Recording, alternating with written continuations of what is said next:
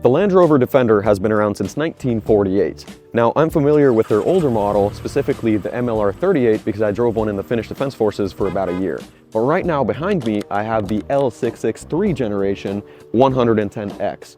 Let's see what makes it so special.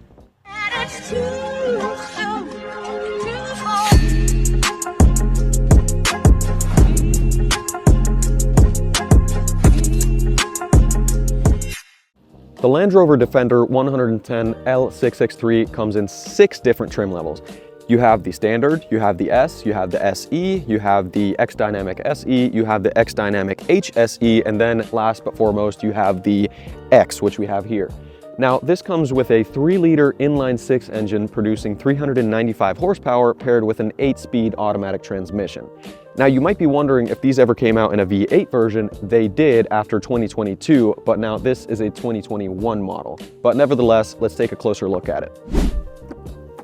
The first thing you realize when you hop in here is that the door is very heavy.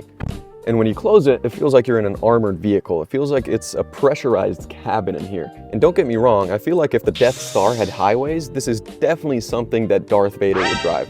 Because when you look back here, it looks like you're in the cockpit of a freaking TIE fighter. It's really cool. And the build quality is really great, and I'm excited to see how this thing drives. Let's take it for a quick spin. I've been driving this thing for a while now, and the first thing I realize is that it is very peaceful and quiet in here. I can almost hear myself breathe.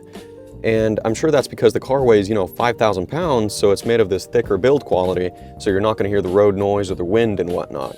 It also has this peaceful and luxurious feeling in here. It kind of feels like when you're on a road trip and your passengers have fallen asleep, but I mean, you're awake and driving, so everyone can get home safely and go to bed.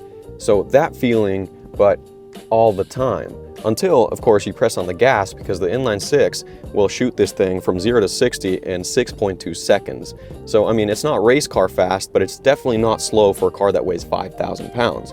That accompanied with everything feels very responsive over here. The steering is like butter, the throttle response is great, it shifts smooth, and again, because there's not a lot of road noise at all actually, it just has this very premium feeling to it. I honestly might buy this car myself.